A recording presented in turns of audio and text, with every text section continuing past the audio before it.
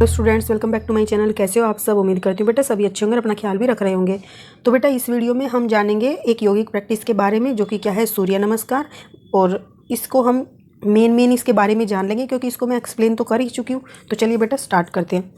जो फर्स्ट यौगिक प्रैक्टिस है, इसमें वो क्या करेगी हमारी, in the following section we will discuss some yogic practice which contribute to the development of various dimension of the personality. ठीक है, यहाँ पर हम पर्सनैलिटी के एस्पेक्ट में इसको पढ़ने वाले हैं।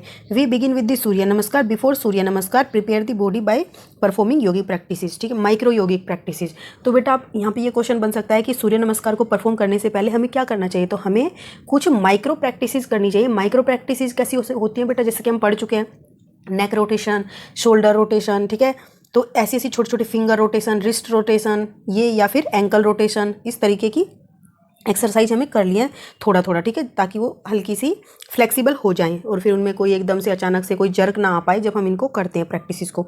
ओके, तो सूर्य नमस्कार बेटा इसके बारे में ये जान लेते हैं कि क्या क्या बेनिफिट्स हैं, लिमिटेशंस हैं, या इंट्रोडक्शन इसका जान लेते हैं। प्रोसेस में समझा चुकी हूँ आपको एक वीडियो में, लेकिन उन प्रोसेस के क्या नाम है उनको यहाँ पर पढ़ लेंगे हम। ठीक है, तो सूर्य मीन्स तो सन होता है, नमस्कार मीन्स सैल्यूटेशन होता है, या फिर बोइंग डाउन यानी कि झुकना होता है किसी के आगे, नमस्कार करना होता है, या उसका अभिनंदन करना होता है, अभिवादन करना होता है। ठीक है, सूर्य नमस्कार कंसिस्ट 12 पोस्चर। तो बेटा ये 12 पोस्चर्स रखता है, 12 नहीं है, यूनिक तो 6 ही पोस्चर्स हैं, लेकिन हम उनको दो बार रिपीट करते हैं। तो हो सकता है ऐसा भी क्वेश्चन बन जाए कि यूनिक या डिफरेंट कितने पोस्चर्स होते हैं, या रिपीट कितनी बार किया जाता है। तो 2 बार रिपीट करते हैं, एक बार स्टार्टिंग में और फिर उनको इंक्रीजिंग पोजिशन से डिक्रीजिंग में जाते हैं। ठीक है, रिवर्स करते हैं फिर उनको। The regular practice of Surya Namaskara help improve blood circulation through whole the body and maintain health, thereby help one to remain disease free। ठीक है, तो ये क्या करती है, हमारी फुल बॉडी में ब्लड सर्कुलेशन को अच्छा करती है। ठीक है, और इसी वजह से हम क्या करते हैं, अपनी बॉडी को या हेल्थ को मेंटेन कर पाते हैं, और इससे हम बीमारियों से भी दूर रह सकते हैं। ठीक है, तो posture practice during Surya Namaskar act as a good link between warm up and asana. ठीक है, तो ये जो सूर्य नमस्कार है, सबसे पहले इससे हमें क्या करना होता है, थोड़ा वार्म अप करना होता है, यानी कि माइक्रो प्रैक्टिसेस के थ्रू यौगिक जो थी, और उनके बाद सूर्य नमस्कार करते, तो फिर उसके बाद क्या करते हैं, हम आसन करते हैं। तो ये क्या बन गया, हम सूर्य नमस्कार यहाँ पर करते हैं, पहले वार्म अप करते हैं, फिर सूर्य नमस्कार, फिर आसन। तो ये आसन और वार्म अप के बीच में क्या काम करता है, एक गुड लिंक के तौर पर काम करता है, यानी कि इसको इससे लिंक करने का काम करता है। ये भी क्वेश्चन बन सकता है कि कौन जो है एक अच्छे लिंक के तौर पर काम करता है वार्म अप और आसन के बीच में। Surya Namaskar should preferably to be done at the time of sunrise थ्रोग if it can be done any time on empty stomach. तो बेटा इसका सही टाइम क्या होता है करने का, तो ये भी इंपॉर्टेंट है। तो इसको हम सूर्य उदय के टाइम पर, सनराइज के टाइम पर करते हैं। करने को तो हम इसको कभी भी कर सकते हैं, लेकिन इसके लिए क्या कंडीशन होनी चाहिए कि हमारा जो स्टमक है वो एम्प्टी होना चाहिए। Okay, adolescent should daily practice Surya Namaskar to have healthy body and mind. तो जो बेटा टीनेजर्स होते हैं तो उनको तो ये डेली ही प्रैक्टिस करना चाहिए, उनके लिए अच्छा है, क्योंकि उस टाइम पर उनकी जो बॉडी है उसका फिजिकल डेवलपमेंट काफ़ी होता है, तो उसमें ये हेल्प करेगा उनको। ओके, तो अब ये परफॉर्म कैसे करते बेटा, ये मैं बता भी चुकी हूँ, लेकिन थोड़ा थोड़ा बता देती हूँ कि पहला जो करते हैं हम उसमें क्या करते हैं, नमस्कार करते हैं। तो इसका नाम क्या बन गया, नमस्कार आसन। ठीक है, तो ये भी पूछा जा सकता है कि दूसरे मतलब कि जो पोस्चर्स की सीरीज है उसमें सेकंड जो पोस्चर होता है सूर्य नमस्कार में, उसका क्या नाम है, या ये कौन से नंबर पर किया जाता है, ऐसे क्वेश्चन पूछा जा सकता है।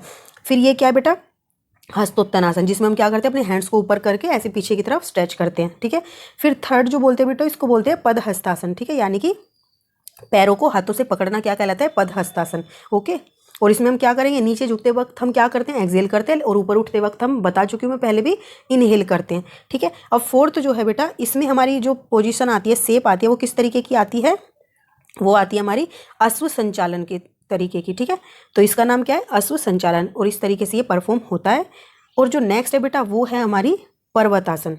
ओके, तो ये याद रखना है, ये पर्वत के तरीके से, पर्वत इसी शेप का दिखाई देता है, तो आप रिलेट करके याद करोगे तो अच्छा है। और ये एक तरीके से अश्व संचालन। ठीक है, यानी कि जो घोड़े होते हैं वो इतनी स्पीड से भाग रहे होते हैं, तो उनका भी कुछ कुछ इस तरीके का पोस्चर आता है, तो इस तरीके से बनता है। नेक्स्ट जो है बेटा, वो क्या है, अष्टांग नमस्कार, जो कि आप यहाँ देख रहे हो 6 जो है, हम इसमें क्या करते हैं, पूरा बिल्कुल फर्श पर लेटकर नमस्कार कर रहे होते हैं, तो ये भी एक तरीके के नमस्कार का ही पार्ट है, तो इसको क्या बोलते हैं, अष्टांग नमस्कार। ठीक है, फिर जो नेक्स्ट है बेटा, उसमें हम क्या करते हैं, जो हम पढ़ भी चुके हैं, भुजंगासन। ठीक है, इसमें जो कोबरा की पोस्चर है उसके आकार की शेप दिखाई देती है, जिसका हुड जो है फन फैला हुआ होता है, तो ये क्या है, 7th जो भुजंगासन। ओके, उसके बाद फिर से हम क्या करना स्टार्ट कर देते हैं बेटा, 7 के बाद से हम उनको डिक्रीज करना स्टार्ट कर देते हैं, रिवर्स करना स्टार्ट कर देते हैं अपने सूर्य नमस्कार को। ठीक है, ऐसे सोचो कि हम पहले एक चीज़ पर गए, या फिर ऐसे करो स्टेयर्स पर चढ़े 7 स्टेयर्स तक, और 7 के बाद नीचे आनी स्टार्ट हो गई स्टेयर्स, तो हम वापस से नीचे आ रहे 7। एक जो है इस तरीके की बना हुआ है प्लेटफॉर्म जिसमें 7 स्टेयर्स हैं एक साइड से चढ़ते हुए, और फिर वहाँ पर जाने के बाद दूसरी साइड पर नीचे उतरने के लिए, ठीक है। तो 7 के बाद हम जो 8th पोस्चर करते हैं वो क्या करते हैं, पर्वतासन का, रिवर्स हो गए अब हम। फिर उसके बाद क्या आता है, आसु संचालन आता है, फिर उसके बाद पदहस्तासन, और उसके बाद हस्तोत्तासन और नमस्कार, ठीक है। तो इस तरीके से हम इनको करते हैं। अब इसके बेनिफिट्स क्या हैं बेटा, ईजी है, नाम भी याद कर लोगे क्योंकि शेप्स जो हैं उनके हिसाब से ही हैं, उनमें कोई अलग से नेम नहीं है, तो ईजिली याद भी हो जाएंगे।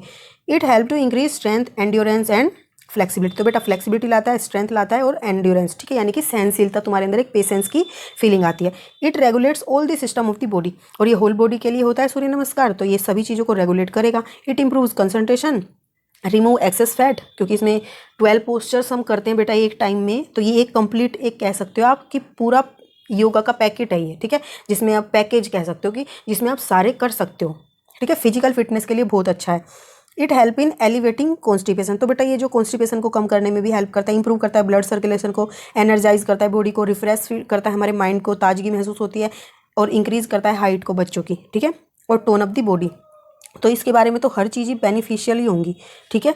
इट स्ट्रेचेज एब्डोमिनल ऑर्गन्स और इंप्रूव द डाइजेशन सिस्टम को इंप्रूव करता है, जो एब्डोमिनल ऑर्गन्स होते हैं उनको स्ट्रेच करता है। अब लिमिटेशंस क्या है बेटा, वन शुड अवॉइड प्रैक्टाइजिंग सूर्य नमस्कार in case of high blood pressure, ठीक है, क्योंकि इसमें क्या होता है, वार्म अप हो जाती है बॉडी बहुत ज़्यादा, और हाइपर तो पहले ही होते हैं हाई ब्लड प्रेशर में, तो इसकी वजह से ये क्या हो सकता है, और भी ज़्यादा हाइपर हो सकते हैं वो। या फिर फीवर हो, उसमें भी क्या होता है, हमारे जो टेम्परेचर है वो ज़्यादा होता है, तो हमें नहीं करना चाहिए।